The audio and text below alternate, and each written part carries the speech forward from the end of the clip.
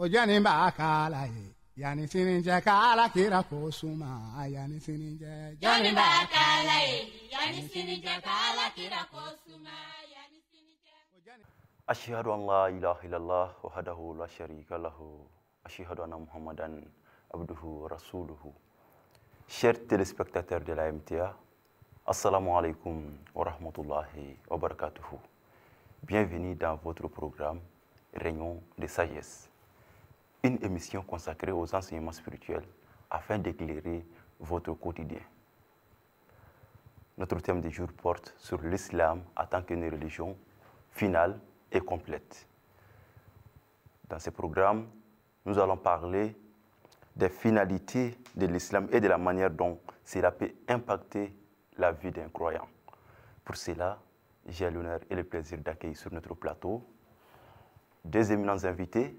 Notre premier invité du jour est notre missionnaire Abdoulaye Dabré, missionnaire de la Jamaat islamique Ahmadiyya du Mali. Missionnaire, assalamu alaikum. Wa alaikum salam, rahmatullahi wa barakatuh. Merci d'avoir accepté notre invitation. Notre deuxième invité du jour, il est avec nous, notre missionnaire Loro Tidjane. Il est également missionnaire de la Jamaat islamique Ahmadiyya du Mali. Missionnaire Lori, assalamu alaikum wa rahmatullahi wa barakatuh. Wa alaikum salam wa rahmatullahi wa barakatuh. Merci d'être sur notre plateau afin de partager vos connaissances et vos expériences sur notre thème du jour. Très rapidement, missionnaire Abdoulaye Dabré, je commence par vous. Est-ce qu'il y a des preuves du Saint-Coran qui présentent que l'islam est la religion finale et complète? Ashhadu an la ilaha illallah wahdahu la sharika lah wa ashhadu anna Muhammadan abduhu wa rasuluh. Amma ba'd, fa'ouz billahi minash shaitanir rajim. Bismillahir rahmanir rahim. Merci de m'avoir adressé la question. Tout à fait. Dans la quête de l'adoration du Créateur, il y a eu beaucoup de religions qui sont passées avant l'islam. Maintenant, la question qui se pose, est-ce que l'islam est-il la religion finale, ou y a-t-il des religions ou une autre religion qui va venir après l'islam? Dans ce cas, nous allons voir dans ce que dit le Coran, le Saint-Coran même qui a été révélé au Saint-Prophète Mohammed sallallahu alayhi wa sallam. Et salut sur lui. Si nous prenons la Sourate Al-Maïda, qui est la Sourate 5 du Saint-Coran, dans le verset 4, Allah nous dit Al-yawma akmaltu lakum dinakum wa atmamtu alaykum ni'mati wa raditu lakum islam dina. Il dit, ce jour-là, ou bien à partir d'aujourd'hui, j'ai complété votre religion. Akmaltu lakum dinakum. J'ai parachevé votre religion. Wa atmamtu alaykum ni'mati. J'ai perfecté ma bénédiction sur vous. Et wa raditu lakum islam dina. Et j'accepte l'islam comme la religion pour vous. Maintenant, la question qui se pose, parachever quoi? Pourquoi Dieu parle de parachever? Parce que depuis au temps d'Adam jusqu'au jour quand Mohammed sallallahu alayhi wa sallam a été envoyé, c'était la même religion. Mais le problème est que ceux qui ont précédé le prophète Mohammed sallallahu alayhi wa sallam, tels que Moussa, Issa, ont été envoyés à des peuples, à des tribus, à des nations, pas à tout le monde entier. Ces prophètes n'étaient pas envoyés à toute l'humanité. À toute l'humanité. Donc seul le prophète Mohammed sallallahu alayhi wa sallam a été envoyé à toute l'humanité. Et l'enseignement qui peut amener l'être humain à pouvoir bien adorer son Dieu et à trouver le salut se trouve dans le Coran. Donc nous n'avons plus besoin d'un autre enseignement, car tout ce que nous avons besoin est déjà présent dans l'islam. Donc déjà, cela était, c'est une preuve pour montrer que l'islam est la religion finale, car toute l'humanité entière peut utiliser l'islam pour avoir le salut. Maintenant, deuxièmement parlant, Dieu dit dans Surat Al-Anbiya, dans le verset 107, « Wa ma arsalnaka illa rahmatan lil alamin » Il dit que nous t'avons envoyé. Voilà la preuve aussi qui montre que le prophète a été envoyé à tout le monde. Dans le Saint-Coran elle-même, Dieu dit Wa ma arsalnaka illa rahmatan lil alamin. Nous t'avons envoyé comme une miséricorde pour toute l'humanité. Voilà. Mais aucun prophète avant le prophète sallallahu alayhi wa sallam n'a déclaré ceci. Il y a même des livres dans d'autres religions qui empêchent d'autres nations ou d'autres peuples d'intégrer leur religion. Comme par exemple dans la Bible, dans Matthieu, Jésus dit clairement « Je n'ai été envoyé qu'aux brebis perdues de la maison d'Israël ». Quand tu regardes le livre de Krishna, tu vas trouver quelque chose comme ça. Donc seul l'islam est ouvert pour tout le monde et seul le prophète sallallahu alayhi wa sallam a été envoyé pour toute l'humanité entière. Et Dieu dit « Inna dina indallahi al-Islam ». Dieu dit ce qu'on appelle religion chez Dieu, c'est l'islam. C'est-à-dire si tu es musulman, voilà, tu es dans une religion. Donc partout dans le monde entier, l'islam est valable. Et ça restera valable pour toute l'humanité entière. À ce sujet, quand on regarde, que dire notre cher aimé Hazrat Mirza Ghulam Ahmad, le Messie promis, le fondateur de la Jamaat islamique Ahmadiyya, que dit-il à ce sujet? Quand on regarde dans Barahin al-Ahmadiyya, volume 4, page 257, il dit ceci. Le verset proclame sans équivoque que la religion est désormais complète, que l'islam contient tous les enseignements nécessaires pour guider l'humanité jusqu'à la fin des temps. L'islam est la religion choisie par Allah et aucune autre révélation ou réforme n'est nécessaire. Et si nous regardons, comme aujourd'hui nous sommes au temps de Hazrat Mirza Masroor Ahmad, Ayat Dawlat al-Bin Nasr al-Aziz, le 5e calife de la Jamaat islamique Ahmadiyya, il déclare ceci dans son sermon de vendredi le 28 juillet 2017. Il dit « L'islam est une religion l'islam est une religion qui n'enseigne pas seulement des principes spirituels, mais qui guide également l'homme dans ses affaires quotidiennes. Cette complétude est la preuve que l'islam est la religion finale. Aucune autre guide spirituel n'est nécessaire après le prophète Mohammed sallallahu alayhi wa sallam, dit le 5e calife Hazrat Mirza Masroor Ahmad, Ayat Dawlat al-Bin Nasr al-Aziz, dans son sermon de vendredi le 28 juillet 2017. Donc, je m'arrête là pour l'instant. Jazakumullah, M. Abdoulaye Dabré, pour ces explications relatives à cette question. Nous comprenons à travers vos questions que l'islam est une religion finale et complète parce que l'islam tient compte de presque toutes les préoccupations de toutes les communautés, selon vos propos. Jazakumullah pour ces explications. Je me tourne maintenant vers notre deuxième invité du jour, notre missionnaire, Loro Tidiane. Missionnaire, en quoi l'universalité du message du saint prophète, paix et salut sur lui, se distingue-t-elle des missions des prophètes précédents? أشهد أن لا إله إلا الله وحده لا شريك له وأشهد أن محمدا عبده ورسوله أما بعد فأعوذ بالله من الشيطان الرجيم بسم الله الرحمن الرحيم السلام عليكم ورحمة الله وبركاته الحمد لله رب العالمين. Vous savez, le saint prophète sallallahu alayhi wa sallam a été déclaré par celui qui l'a envoyé, c'est-à-dire Dieu lui-même, dans le Saint-Coran, qu'il a envoyé à l'humanité tout entière. Donc ça, c'est une grande distinction de l'islam, voilà, par rapport aux autres religions, ou du saint prophète sallallahu alayhi wa sallam par rapport aux autres prophètes. Parce que quand on regarde les autres livres, nous allons trouver que là-bas, c'est écrit clairement qu'ils ne sont envoyés qu'à leur peuple. Voilà ce qui a été écrit. Soit, si c'est les enfants d'Israël, on lui dit qu'il est envoyé aux enfants d'Israël. Alors que, en ce qui concerne pour le saint prophète sallallahu alayhi wa sallam, Allah subhanahu wa ta'ala dans le Saint-Coran, وَمَا أَرْسَلْنَاكَ إِلَّا كَافَةً لِلنَّاسِ بَشِيرًا وَنَذِيرًا. Donc, nous t'avons envoyé à tout le monde, à l'humanité tout entière, comme avertisseur, donneur de bonnes nouvelles et aussi avertisseur. Donc, voilà ce que Allah subhanahu wa ta'ala a dit dans le Saint-Coran. Et le prophète sallallahu alayhi wa sallam lui-même a déclaré être envoyé donc, à l'univers. En disant ceci, il dit « Kullu nabiyyin ». Il dit tous les prophètes étaient d'abord envoyés à leur peuple respectif. Mais en ce qui concerne lui, il a été envoyé « Wa bu'ithtu ila nasi kafa ». Donc lui, il a été envoyé à tout le monde, sans exception. Et aussi, le message du saint prophète sallallahu alayhi wa sallam met tout le monde sur le même pied d'égalité. Donc il ne choisit pas un peuple, il ne met pas un peuple au-dessus d'un autre peuple, non. Même il met en garde ceux qui prétendent dire qu'eux sont les bien-aimés de Dieu, mais les autres ne le sont pas.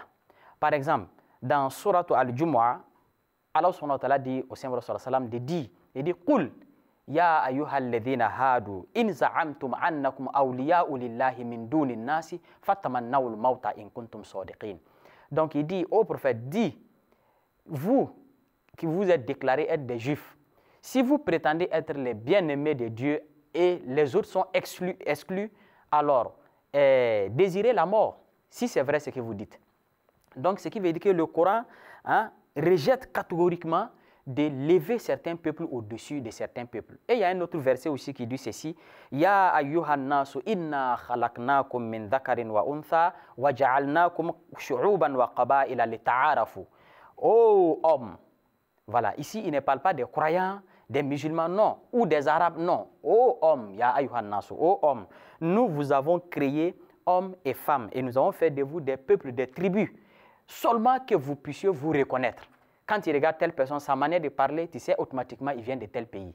Sa manière de faire, même ceux qui viennent du même pays, quand tu regardes quelqu'un, sa manière de faire, sa manière de réagir, on sait déjà il vient de telle région. Ainsi, c'est comme ça que Allah subhanahu wa ta'ala vous a créé. C'est seulement que vous puissiez vous connaître, vous reconnaître, c'est tout. Mais le plus supérieur, le plus meilleur d'entre vous, inna akramakum indallahi atqakum, c'est celui qui croit, ou bien c'est celui qui est le plus pieux, c'est celui-là qui est supérieur aux yeux d'Allah. Donc voilà, le Coran, ou bien le Saint-Prophète sallallahu alayhi wa sallam s'est distingué de tous les autres messagers à ce niveau, parce qu'il a mis tout le monde sur le même pied d'égalité. Maintenant, pour savoir maintenant que moi je suis celui qui est le plus pieux, là, c'est Allah subhanahu wa ta'ala qui va juger, ce n'est pas toi. Parce que Allah subhanahu wa ta'ala dit, voilà, tuzaku anfusakum. Ne dites pas que non, que c'est moi, je suis saint, c'est moi le meilleur, c'est moi le plus pur. Non, parce que c'est Allah qui sait qui est plus pur, qui est le plus pieux entre vous. C'est Allah subhanahu wa ta'ala seul qui le sait. Donc l'homme n'a pas le droit de juger ce niveau. Donc nous tous, nous sommes sur le même pied d'égalité. Voilà ce que l'islam nous dit. Donc comme je l'ai dit. Jazakumullah, missionnaire Le Tidjano. On aura l'occasion d'en parler davantage, Inch'Allah, d'un moment à l'autre. À travers vos propos, nous comprenons que les saints prophètes se distinguent des autres prophètes à travers plusieurs points que vous avez eu à mentionner dans vos propos. Jazakumullah pour ces explications. Je vous reviendrai d'un moment à l'autre. En attendant notre missionnaire Abdoulaye Dabri, quelle est l'importance de la préservation du Coran pour soutenir l'idée que l'islam est la religion finale? Alhamdulillah, merci de m'avoir adressé la question. Pour ce faire, l'importance de la préservation du Saint-Coran est que Dieu, dans sa sagesse, a donné un enseignement parfait au prophète Mohammed sallallahu alayhi wa sallam, qui est adapté à toute l'humanité entière. Lorsque nous prenons la sourate al-Hijr, le verset 10, Dieu dit ceci, « Inna nahanu nazalna zikra wa inna lahu lahafizun » La tradition est que c'est nous qui avons révélé le rappel, qui est le Coran, et c'est nous qui en sommes le gardien. C'est-à-dire, Dieu lui-même atteste que lui-même il va protéger le contenu du Saint-Coran. En autre mot, l'islam, quand on parle de l'islam, c'est enseigné par le Saint-Coran et par les dits du Saint-Prophète Mohammed sallallahu alayhi wa sallam. Donc, Dieu dit dans ces versets clairement que les enseignements seront préservés pour toute l'humanité et pour toujours. Et dans la sourate Maïda, qui est la sourate 5, le verset 48, Dieu dit ceci. Wa anzalna ilayka al-kitaba bil haqqi musaddiqan lima bayna yadayhi minal kitabi wa muhaiminan alayhi. Donc Dieu nous dit que ici, c'est nous qui t'avons donné le livre qui atteste ou bien qui atteste la véracité des livres qui sont venus avant, tels que le Torah, l'Injil, voilà, avant le Coran. Le Coran atteste leur véracité et Dieu lui dit que c'est nous qui allons la préserver. C'est nous qui allons prendre soin de préserver le Coran. Ça aussi, c'est une promesse faite par Allah subhanahu wa ta'ala. Donc, vous avez dit que le Coran atteste la véracité des livres qui l'ont précédé. En faisant quoi? À travers quoi à ce niveau? Merci beaucoup. C'est important de préciser. Dans les autres livres, lorsqu'on prend l'Injil ou le Zabour et ainsi de suite, tous les livres qui sont venus ont enseigné l'adoration d'un Dieu unique. Sauf malheureusement qu'il il y a eu des falsifications dans certains livres. Mais leur objectif primaire, c'est d'enseigner d'abord l'être humain comment adorer son Créateur. Et puis aussi, comment faire des actes de prière. Mais le Saint-Coran est venu pour mieux enseigner cela et aussi pour attester que les enseignements que Moïse ou Jésus a reçus avant venaient vraiment de Allah subhanahu wa ta'ala. Car c'est grâce à le Saint-Coran que nous savons que tous les prophètes plutôt qui sont venus viennent de Allah subhanahu wa ta'ala jusqu'à Nabi Isa alayhi salam. Donc c'est une manière d'attester leur véracité et la véracité aussi de leurs enseignements. Donc Dieu dit ceci aussi dans la sourate Tawbah, le verset 33. Il dit Huwa allazi arsala rasulahu bil huda wa dinul haqqi liyuzhirahu ala dini kullihi. Il dit c'est lui, Allah, le Tout-Puissant, qui a envoyé son prophète Mohammed sallallahu alayhi wa sallam avec la guidance et la religion de la vérité pour qu'elle prévale sur toutes les autres religions. Donc, dans ce contexte, nous disons clairement que cet enseignement qui a été donné, qui a été révélé au prophète Mohammed sallallahu alayhi wa sallam est la responsabilité et la préservation de ces messages-là est la responsabilité de Allah subhanahu wa ta'ala lui-même. Donc, à ce propos, que dit nos éminents leaders dans Brahim al-Ahmadiyya, volume 3, page 287, le Messie promis alayhi salam dit ceci. Le fait que le Saint-Coran soit resté inchangé depuis sa révélation pour qu'il est complet en lui-même et qu'il n'aurait jamais besoin de révision ou de correction. Vous voyez, le Saint-Coran est révélé, ça fait 1000 et quelques années aujourd'hui. Hein? Donc, le Messie promis dit clairement, l'authenticité du Saint-Coran est restée la même chose, telle qu'il a été révélé. Donc déjà, c'est une preuve pour dire que le Saint-Coran n'a pas besoin de correction. Allah subhanahu wa ta'ala aussi, les promesses qu'il a prises pour sauvegarder le Coran est toujours disponible. Lorsque nous prenons aussi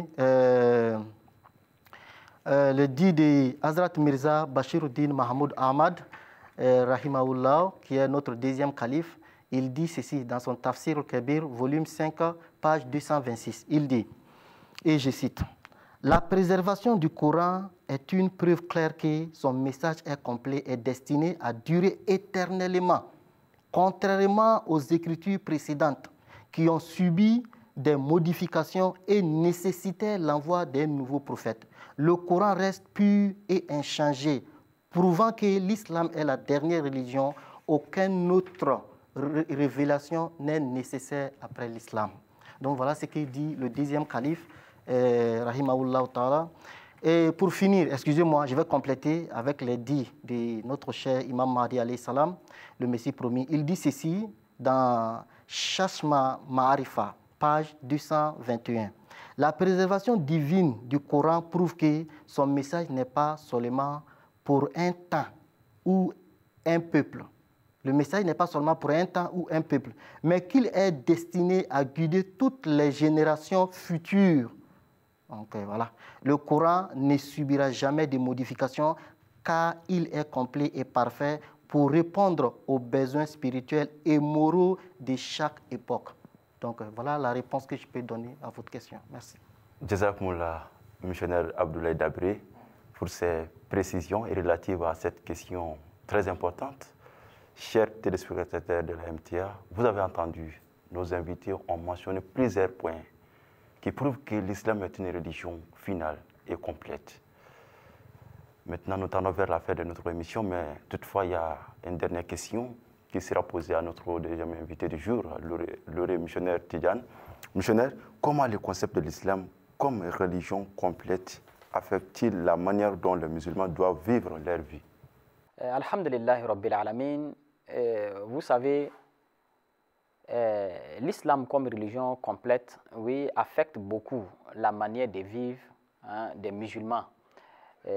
Comme nous avons si bien dit, que le prophète sallallahu alayhi wa sallam a mis tout le monde sur le même pied d'égalité et il a aussi enseigné que chaque musulman doit respecter les prophètes passés. Et même ça fait partie des choses, des piliers de la foi. Comme le Saint-Coran dit, آمن الرسول بما أنزل إليه من ربه والمؤمنون كل آمن بالله وملائكته وكتبه ورسله la nufarriqu bayna ahadin min rusuli. Donc voilà, que le messager lui-même croit en ce qui lui a été révélé de son Seigneur. Et aussi, il croit fermement en Allah subhanahu wa ta'ala. Amana rasul ma unzila ilayhi min rabbi wal mu'minun. Et aussi les musulmans aussi, ceux qui l'ont accepté aussi, croient aussi de la manière que le prophète sallallahu alayhi wa sallam a cru, et aussi de la même manière, et aussi ils croient aussi fermement en Allah subhanahu wa ta'ala et en ce qui lui a été révélé. Et non seulement ça, ils croient aussi aux livres révélés avant le prophète Mohammed sallallahu alayhi wa sallam, et aussi aux anges et aux messagers qui sont venus avant le prophète sallallahu alayhi wa sallam. Donc le point ici c'est quoi? C'est pour dire que les musulmans acceptent, croient à tous les messagers qui sont envoyés avant le prophète Mohammed sallallahu alayhi wa sallam. Donc cela déjà crée,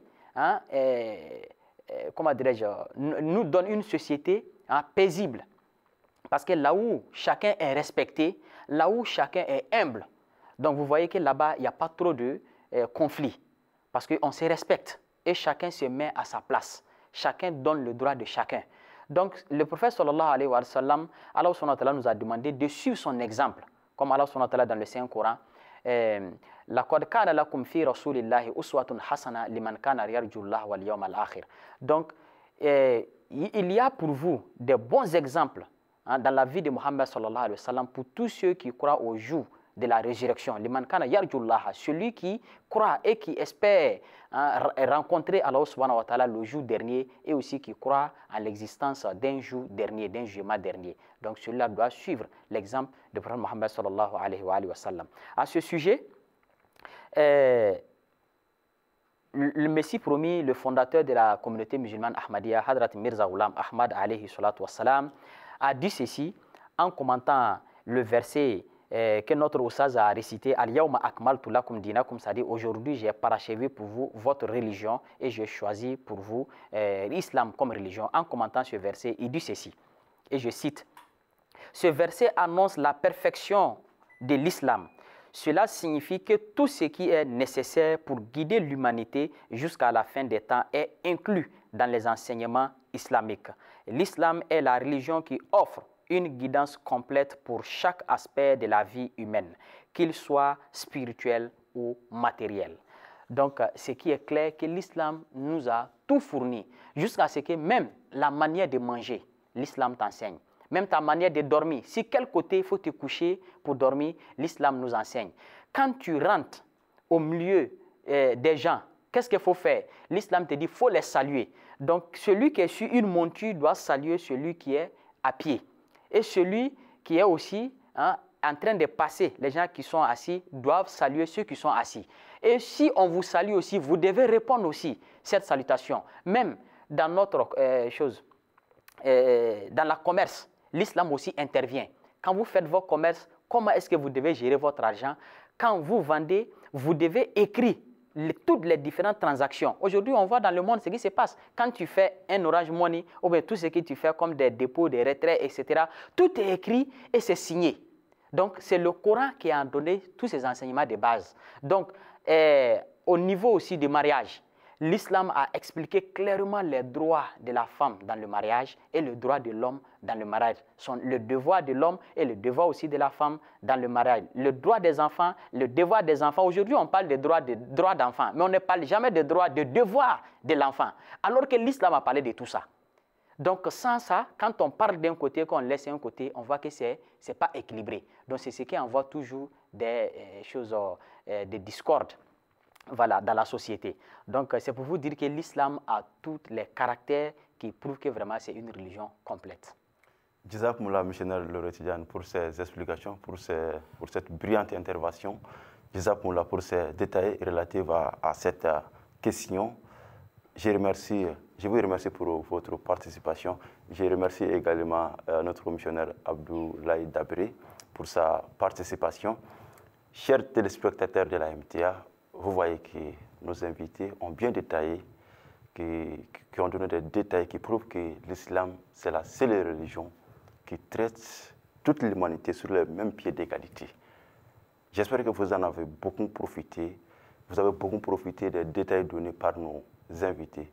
C'est ce qui met fin à cette émission. Je rappelle que nous étions dans notre programme Réunion de sagesse, une émission consacrée aux enseignements spirituels afin d'éclairer votre quotidien. D'ici là, prenez soin de vous. Sur ce, je vous dis Assalamu alaikum wa rahmatullahi wa barakatuhu. Jani bakala yani sini chakala kira kosuma yani sini Sanfara dara Muhammadu koson du kolo dara ala kira kanuka Joni bakala yani sini Deka Mamadu kosuma yani sini Baji bauda